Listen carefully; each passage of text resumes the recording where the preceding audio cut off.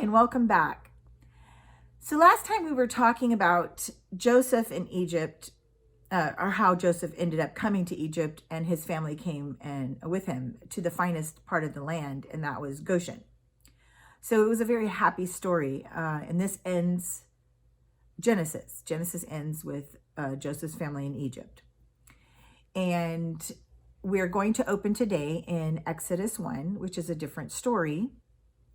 And I'm going to go ahead and start with chapter 1 and verse 8, or verse 5, sorry. And all the souls that came out of the loins of Jacob were 70 souls, for Joseph was in Egypt already. And Joseph died, and all his brethren, and all that generation. And the children of Israel were fruitful, and increased abundantly, and multiplied, and waxed exceeding mighty. And the land was filled with them. Okay, this should have been a positive, not a negative. The more people you have, the happier, and you can have a better party when you have more people, right? So the more people is usually a good thing, not a bad thing. So let's go ahead and continue reading. Now there arose up a new king over Egypt, which knew not Joseph, and said unto his people, Behold, the people of the children of Israel are more and mightier than we. Come on, let us deal wisely with them, lest they multiply, and it come to pass that when there falleth out any war, they join also unto our enemies and fight against us, and so get them up out of the land. Therefore did they set over them taskmasters to afflict them with their burdens. And they built for Pharaoh treasured cities, Pithom and Ramses. So he used these people to get his treasured cities, to build them. He afflicted them. That means he didn't treat them very well. Fear motivated him to do this. Okay, it goes further.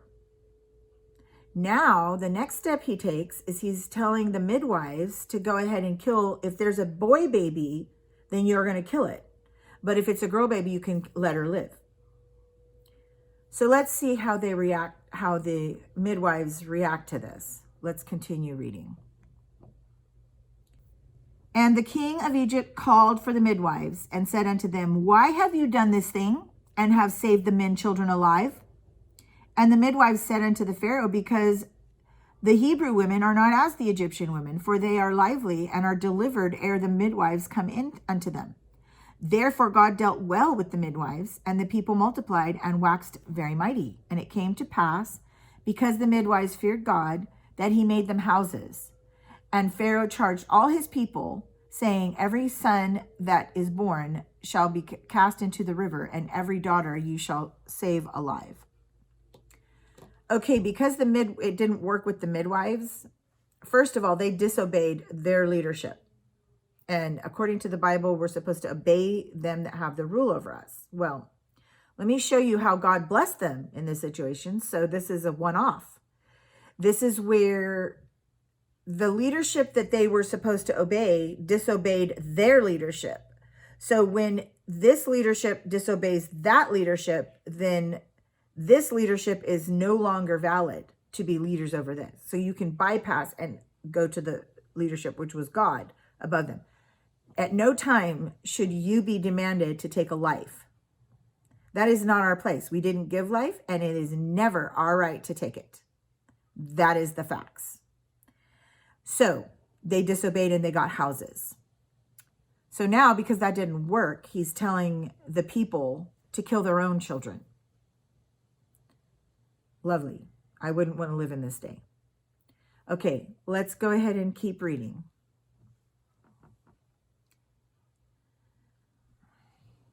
And there went a man of the house of Levi, and took a wife of the daughter of Levi. And the woman conceived and bare a son. And when she saw him, that he was a goodly child, she hid him 3 months. And when she could no longer hide him, she took for him an ark of bulrushes, and daubed it with slime and with pitch, and put the child therein. And she said, she laid it in the flags by the river's brink. And his sister stood afar off to wit what would be done to him. So what happens here and I didn't read all of it, but it's quite lengthy. You can go ahead and read Exodus chapter 2, and it'll give you pretty much all of this. But what happens is, so now they're told to put their own babies in the river. So what happens is Jochebed, who is this woman that married this Levite man, had Moses.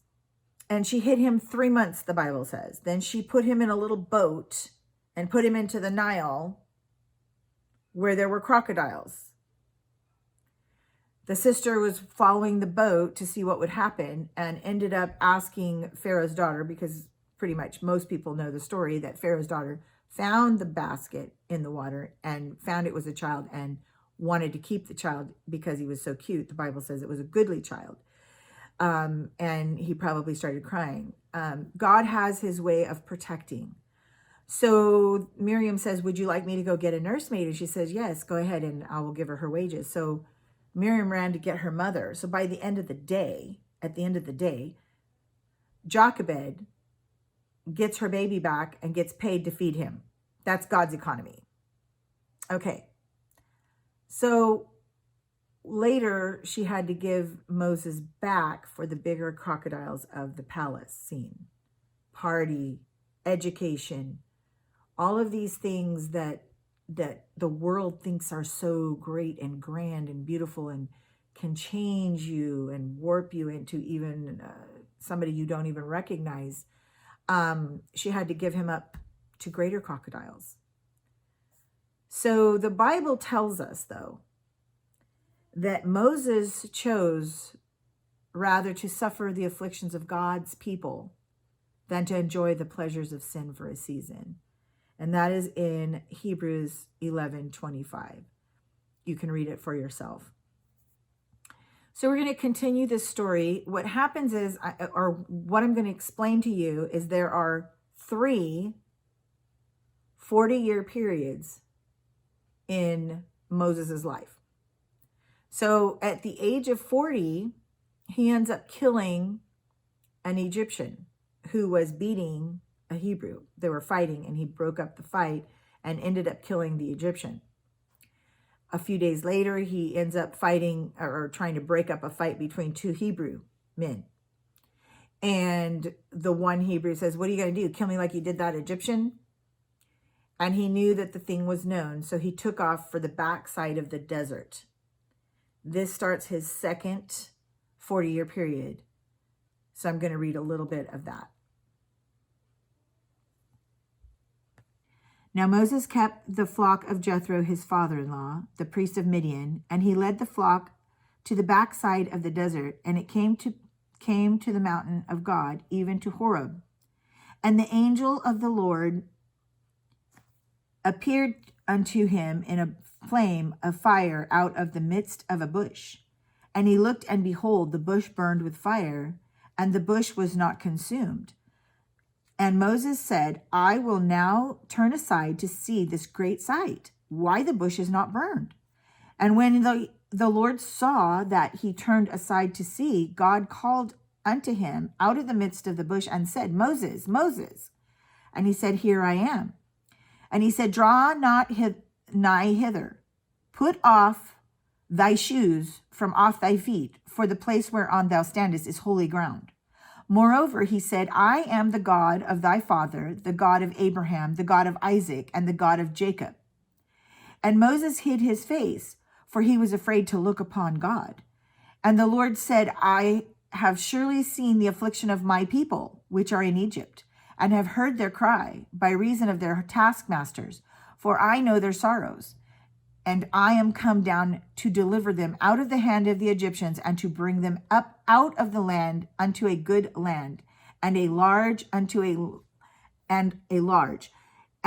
unto a land flowing with milk and honey, unto the place of the Canaanites and the Hittites, and the Amorites, and the Perizzites, and the Hivites, and the Jebusites.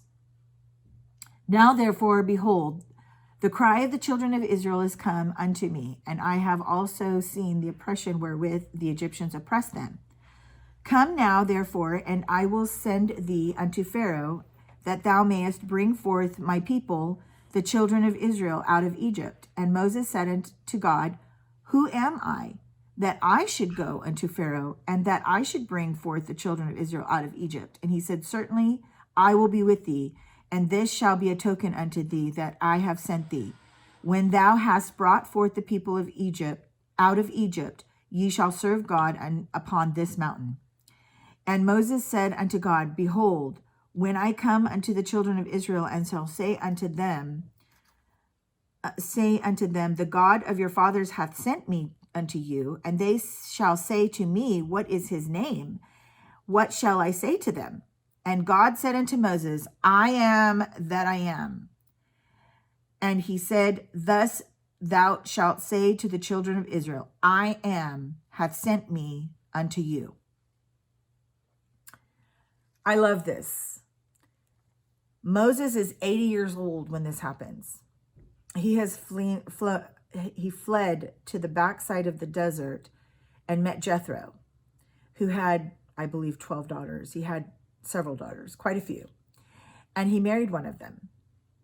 And he had a life. He was a shepherd. He was just minding his own business. 80 years old, God appears to him and tells him, I'm going to go tell Pharaoh to let my people go. So we're going to talk about this next week. We're going to go into this, that part of this, and basically set the stage for the New Testament, because that's what the Bible does. The Bible shows you kind of a beginning of where this is going as far as church-wise. There is no such thing as church until Acts chapter 2. It's the tabernacle in the wilderness set up by Moses, and we're going to study that next week or next time. So thank you so much for joining us, and please join us again. Thank you so much. Have a great day.